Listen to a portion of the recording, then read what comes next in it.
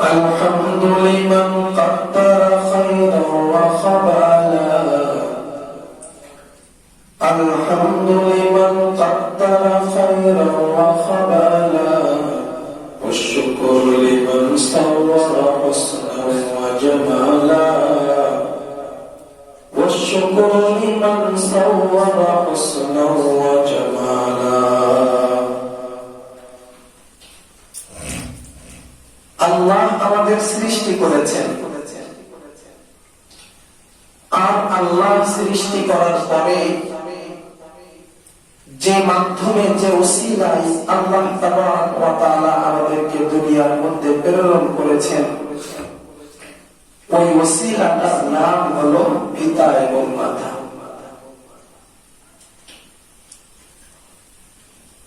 আল্লাহ সৃষ্টি করার পরে পিতা এবং মাতার মাধ্যমে আল্লাহ তাবারক ওয়া তাআলা আমাদেরকে দুনিয়ার মধ্যে পাঠিয়েছেন।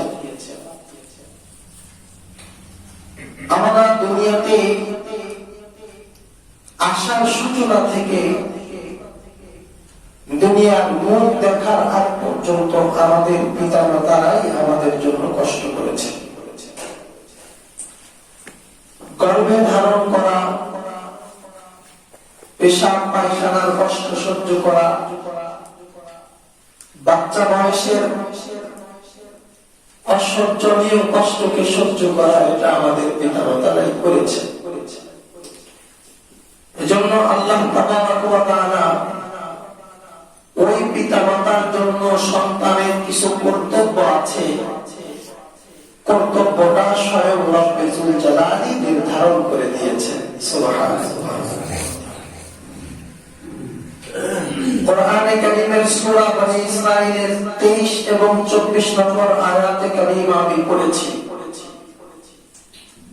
আয়াতের মধ্যে আল্লাহ বলছেন, ওয়া কাযা রাব্বুকা আল্লা তা'বুদু ইল্লা ইয়্যাহ,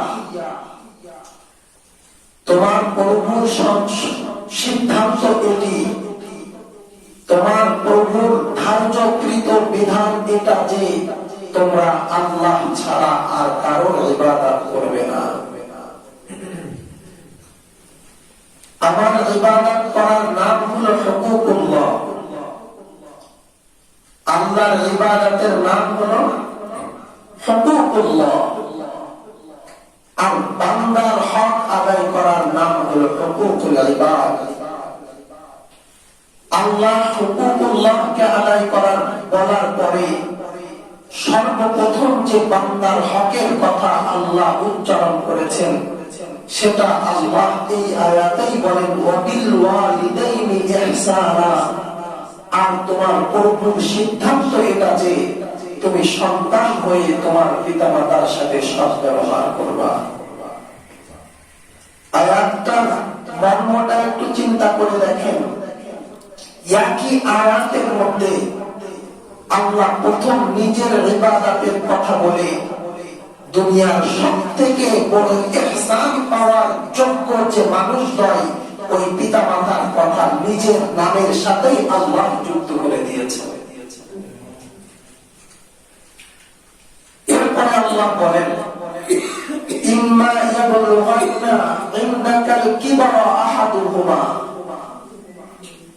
অবশ্যই যদি তাদের দুজনের একজন তোমার নিকটে বার্ধক্যে উপনীত হয়, আও কিলাহুমা, অথবা উভয়ে একসাথে তোমার কাছে বৃদ্ধ বার্ধক্যে উপনীত হয়, ফালা তাকুল লাহুমা উফিন, তাহলে তোমরা তাদের সামনে এমন কোন কাজ আর এমন কোন কথা বলো না যে কাজ এবং কথার কারণে তোমার পিতামাতা আহ বলে উঠবে।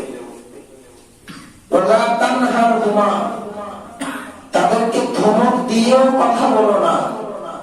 ওয়া কুল লাহুমা কাওলান কারীমা, পুরো মিষ্টি ভাষায়, নম্র ভাষায়, ভদ্রতার সাথে তাদের সাথে কথা বলো।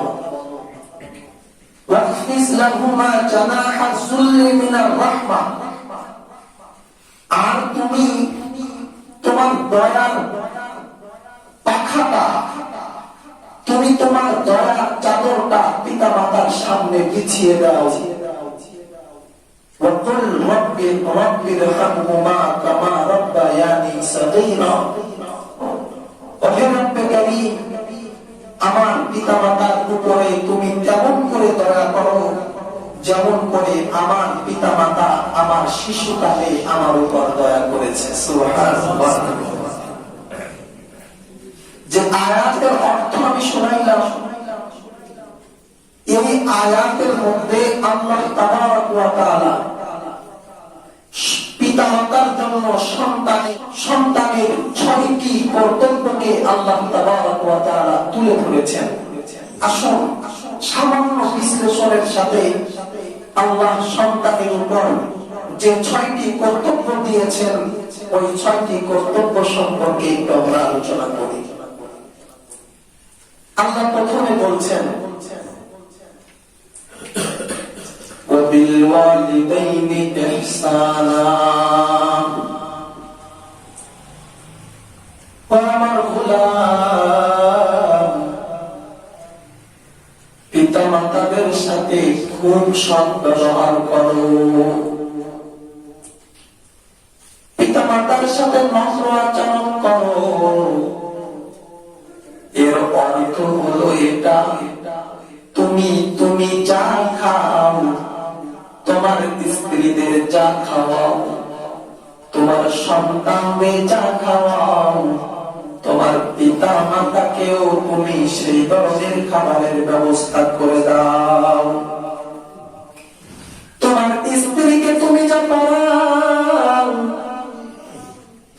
তোমার সন্তানকে তুমি যা পড়াও, দামি দামি কাপড় স্ত্রীকে পরাও, ঈদের সময় সন্তানের জন্য দামি দামি ড্রেস ক্রয় করো। খবরদার সন্তান, তোমার পিতা মাতাদের জন্য ওই রকম দামি দামি সুন্দর সুন্দর পোশাক ক্রয় করে দাও। কোন উপলক্ষের সময় সন্তানদের জন্য বড় দামি দামি খাবার আনো, শখের জিনিস এনে দাও। তুমি যখন তোমার বিবির জন্য কিছু আনো, তোমার পিতা মাতার জন্য বাইরে থেকে কিছু এনে দাও। وبالوالدين إحسانا, এটা হলো ইহসানের অর্থ। অনেক সময় দেখা যায় ঈদের সময় নিজের বউ এনে দিছে 10,000 টাকা দামের শাড়ি, আর মারে যেটা এনে দিছে ওটা যাকাতের শাড়ির মতো হওয়ার যোগ্য নয়। আছে না না? وبالوالدين إحسانا, এক নম্বর কর্তব্য হলো পিতা মাতার সাথে ভালো আচরণ করো।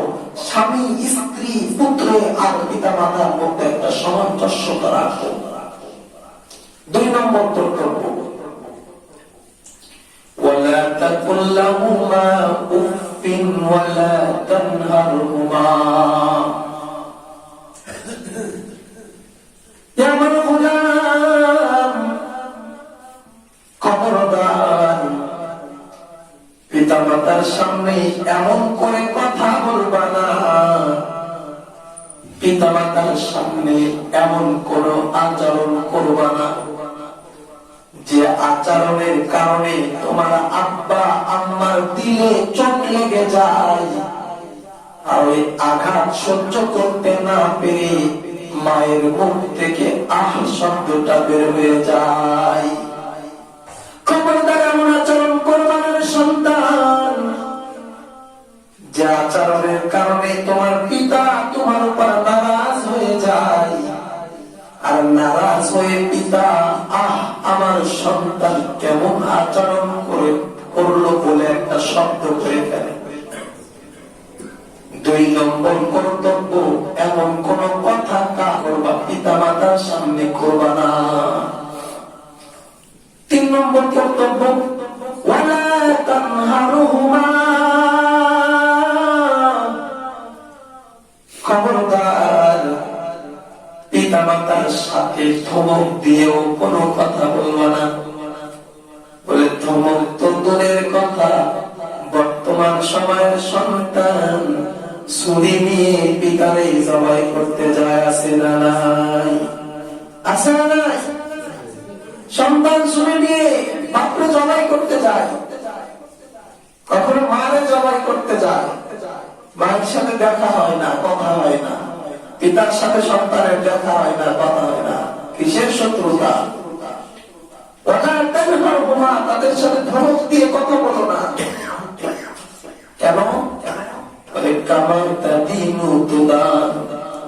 যেমন কর্ম তেমন ফল। তুমি আজকে তোমার পিতা মাতাদের সাথে করবা যেমন আচরণ, তোমার একদিন সন্তান হবে, তোমার সন্তানও তোমার সাথে করবে সেই ধরনের আচরণ। তুমি তোমার পিতা মাতার সামনে তাদের সাথে যেমন আচরণ করবা, এটা তো রব্বুল জালালের ক্যামেরায় রেকর্ড হয়ে যাচ্ছে। তোমার সন্তানও তোমার সাথে সেই রকম আচরণ করবে। তুমি যদি চাও যে তোমার সন্তান তোমার সাথে মিষ্টি আচরণ করো, ভালো ব্যবহার করো, আজ থেকেই জীবনের একটা ব্রেক দিয়ে দেন আর অঙ্গীকার করেন, ইনশাআল্লাহ আপনিও আপনার পিতা মাতার সাথে কোন ধরনের অসৎ ব্যবহার করবেন না, ধমক দিয়ে একটি কথা বলবেন না। একটা ঘটনা মনে পড়ে গেল। এক সন্তান হঠাৎ করে একদিন পিতার উপর বড় রাগান্বিত হয়ে গেল। পিতার উপর বড় মেজাজ, রাগান্বিত হয়ে পিতাকে চুপা পিটা করতে আরম্ভ করে দিল। নাউযুবিল্লাহ মিন যালিকা, আসতে বলেন। পিতাকে জুতা পিটা করতে আরম্ভ করে দিল। জুতা পিটা করতে করতে ঘর থেকে বের করে নিয়ে ঘরের গেটকে ভাড়ায় আরো রাস্তায় চলে গেল। কিছু দূরে যাওয়ার পরে পিতা ডাকতে বলেন, সন্তান, আরেকটা আঘাত করবি না রে সন্তান, আরেকটা জুতার বাড়িও মারবি না রে সন্তান। কেন? তুমি তো যে অপরাধ করেছো আরো জুতা পিটা করা দরকার। বলে, সন্তান রে, তাহলে একটা কথা তুই শোন, এরপরে আমার আবার পিটান দিস, আমি তোরে কিছু বলবো না। বলো। আব্বা বলে, সন্তান, আমার পিতাও একদিন ছিল, আমিও আমার পিতারে জুতা পিটা করতে করতে ওই ঘর থেকে বের করে এই পর্যন্ত এনেছিলাম। আরে সন্তান, আমি আমার পিতারে জুতা পিটা করেছিলাম, তাই তুই আমার সন্তান হয়ে সেই বাচ্চাটা নিয়ে নিলি। খবরদার, আমি আমার পিতারে জুতা পিটা করতে করতে এই জায়গা পর্যন্ত এনেছিলাম, সামনে আর একটা কদম বাড়াবি না, কারণ তোর সন্তান এসেও তোর জুতা পিটা করতে করতে এই সীমানা ছাড়াবে। মানে দোস্ত, আর কেমনি বুঝাবো আপনাদের?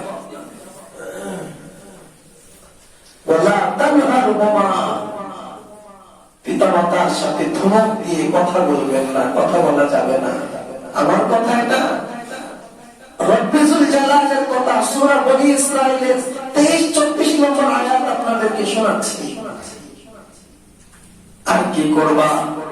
চতুর্থ নম্বর কর্তব্য হলো وَقُلْ لَهُمَا قَوْلًا كَرِيمًا।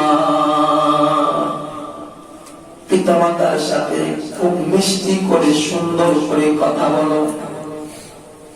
পিতামাতা যখন বার্ধক্যে উপনীত হয়, পিতামাতার বিবেক বুদ্ধি, মানুষের বিবেক বুদ্ধি একটু কমে যায়, দাবি তোবা বেড়ে যায়, বাইনাগুলো বেড়ে যায়, শিশু সুলভ আচরণ করতে থাকে। খবরদার সন্তান, যখন তোমার পিতা মাতা বিরুদ্ধ অবস্থায় উপনীত হবে, মোটেও তারে বৃদ্ধাশ্রমে দেওয়ার চিন্তা করবে না, বরঞ্চ যতটুকু পারা যায় তার দাবি দুবা মানবে, আর না হইলে সবরের সাথে তাদের কথাগুলো শুনবে।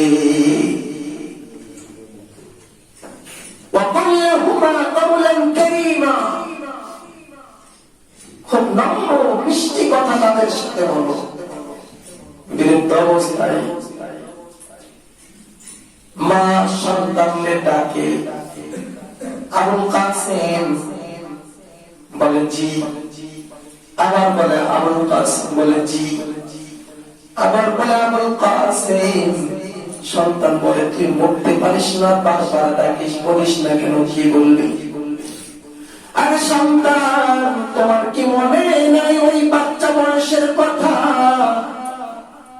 বারবার তুমি তোমার মাকে দেখেছো, বারবার তুমি বাপকে দেখেছো, একবার দুবার নয়, শত শতবার তুমি বাপকে দেখেছো। আব্বা ওটা কি, আব্বা ওটা কি, আব্বা ওটা কি, বারবার আব্বা তোমার জবাব দেয়, কিন্তু একটা বারের জন্য পিতা তোমার উপর রাগ করে না। আকুল্লাহুমা কাওলান কারীমা। ৫ নম্বর কর্তব্য, ওয়াহফিজ লাহুমা জানাহা যুল্লি মিনার রাহমা। তাদের কদমের নিচে তোমার দয়ার পাখাটা বিছায় দাও, তাদের কদমের নিচে তোমার দয়ার পাখাটা বিছিয়ে দাও, ভালোবাসার পাখাটা বিছিয়ে দাও, সম্মানের পাখাটা তাদের কদমের নিচে বিছিয়ে দাও। তর্ক বিতর্ক করো না তাদের সাথে, তাদের সাথে খুব সুন্দর আচরণ করো। আর কি ৬ষ্ঠ নম্বর কর্তব্য, ওয়াকুর রাব্বিরহামহুমা কামা রাব্বায়ানা সাগীরা। একটু বলেন, রাব্বিরহামহুমা কামা রাব্বায়ানা সাগীরা। অনেকের পিতা মাতা ইন্তেকাল করছে, কবরের পারে যান, কবরের পাশে দাঁড়ায় দাঁড়ায় আব্বা আম্মার জন্য একটু দোয়া করে।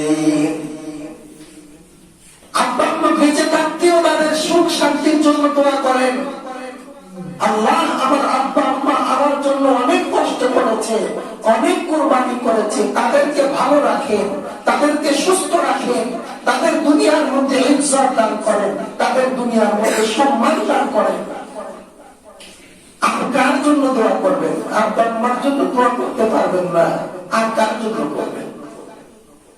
আর কারে দিবেন দোয়া? আব্বা আম্মার জন্য দোয়া করবেন নামাজের পরে, জীবিত থাকিয়ে দোয়া করবেন, মারা গেলে কবরের পাশে যে একটু দোয়া করবেন, মাঝে মাঝে বলবেন রাব্বিরহামহুমা কামা রাব্বায়ানি সাগীরা। মানে দোস্ত বুজুর্গরা, ভাইও, পিতা মাতার প্রতি সন্তানের এই ৬টা কর্তব্যের কথা আমি বললাম আল্লাহ তাবারক ওয়া তাআলার ভাষায়। হাদিসে মুবারাকার মধ্যে ইরশাদ হয়েছে, বুখারী শরীফের হাদিস, খণ্ড নম্বর ১, পৃষ্ঠা নম্বর ৮৮৩। রাসূল আকরাম সাল্লাল্লাহু আলাইহি ওয়াসাল্লাম বলেন, আব্দুল্লাহ ইবনে মাসউদ থেকে বর্ণিত, উনি বলেন, সাআলতু নবিয়্য সাল্লাল্লাহু আলাইহি ওয়াসাল্লাম আইয়ুল আমালি আহাব্বু ইলাল্লাহ। আব্দুল্লাহ ইবনে মাসউদ বলেন, আমি রাসূলকে জিজ্ঞাসা করলাম, হে আল্লাহর রাসূল, আল্লাহর কাছে সবথেকে কোন আমল বেশি প্রিয়? আল্লাহর কাছে সবথেকে কোন আমল বেশি দামি? রাসূল বললেন, as-salatu li waqtiha। ১ নম্বর পছন্দনীয় আমল সময় মতো ৫ ওয়াক্ত নামাজ আদায় করে নেওয়া। ১ নম্বর আমল কি? সময় মতো ৫ ওয়াক্ত নামাজকে আদায় করে নেওয়া।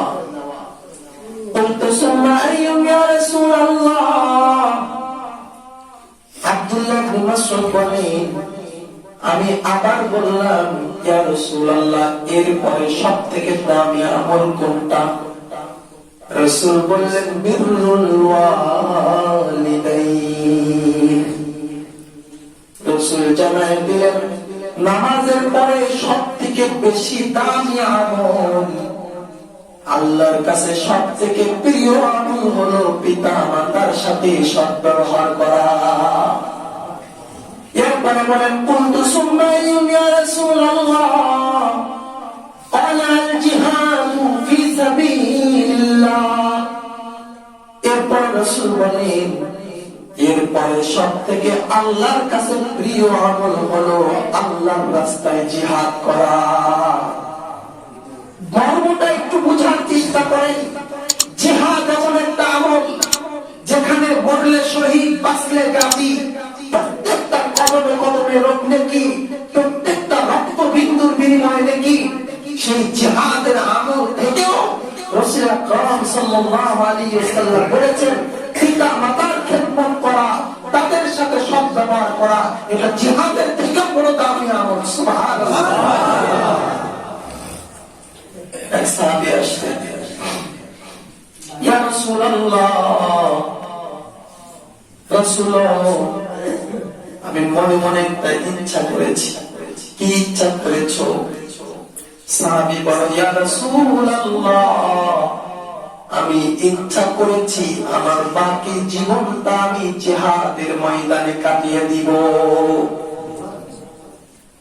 রাসূল ডাকতে বললেন, ও আমার সাহাবী, তোমার ঘরে তোমার মা আছে নাকি? বলে, হ্যাঁ মা আছে।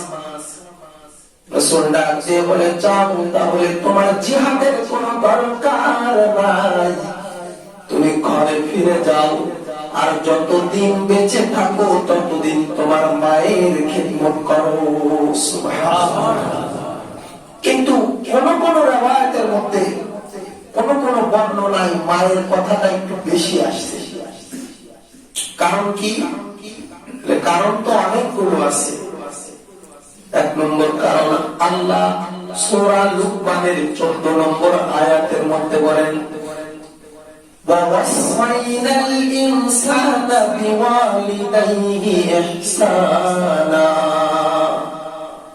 حَمَلَتْهُ أُمُّهُ وَهْنًا عَلَى وَهْنٍ وَفِصَالُهُ فِي عَامَيْنِ أَنِ اشْكُرْ لِي وَلِوَالِدَيْكَ وَإِلَيَّ الْمَصِيرُ।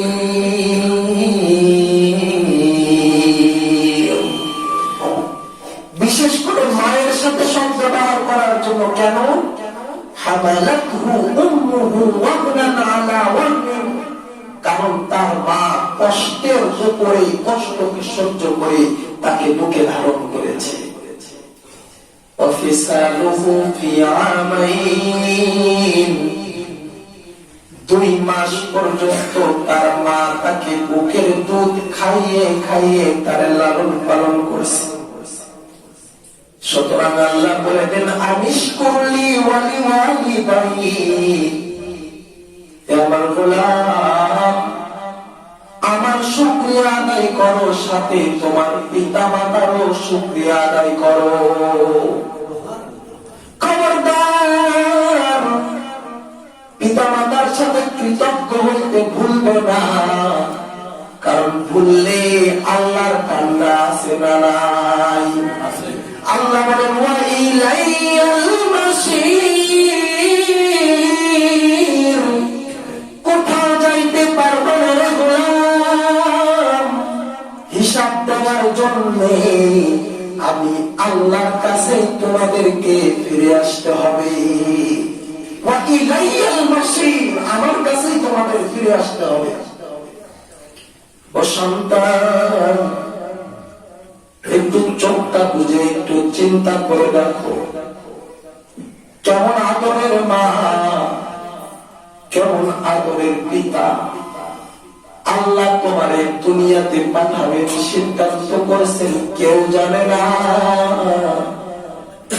তোমার মায়ের পেটের মধ্যে আল্লাহ তোমারে পাঠায় দিছেন, সেখানে তোমার বাবা নাই, সেখানে চেয়ারম্যান নাই, এমপি নাই, মন্ত্রী নাই, দুনিয়ার কোনো খাবার নাই, তুমি আস্তে আস্তে রক্তপিণ্ড হয়েছো, এরপরে তোমার গায়ে একটু জমাট বাঁধা কষ্ট হয়েছে, এরপরে আস্তে আস্তে তোমার চোখ হয়েছে, মুখ হয়েছে, হাতটি হয়েছে, তুমি বড় হয়েছে। সন্তান রে, একটু চিন্তা করে দেখো, ওই মায়ের পেটের মধ্যে কেউ ছিল না, ছিল তোমার আল্লাহ। মায়ের রক্তগুলো তুমি খেয়ে খেয়ে বড় হয়েছে, মায়ের চেহারা শুকায় যায়, মায়ের মুখের মধ্যে স্পট পড়ে যায়। কেন রে?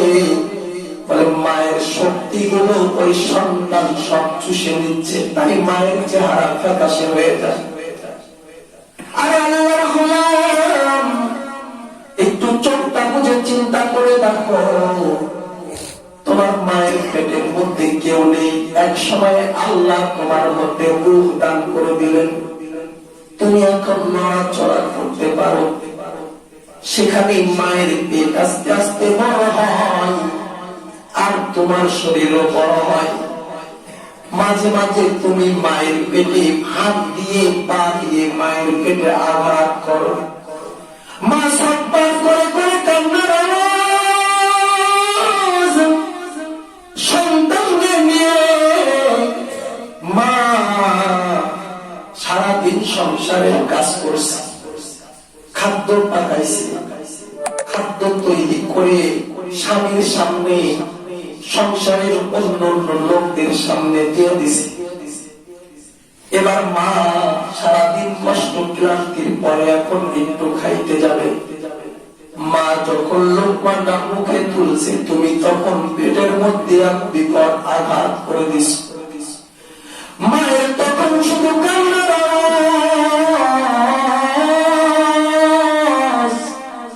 মা সহ্য করতে পারে না, দেওয়ালে যে পিঠটা লাগাইছে, পালিশ দিয়ে বুকটা চেপে ধরছে। মা তোমারে কোনো আঘাত করে নাই, মা তোমার ছুঁড়েও ফেলে দেই নাই, মা কোনো কষ্ট পাই নাই।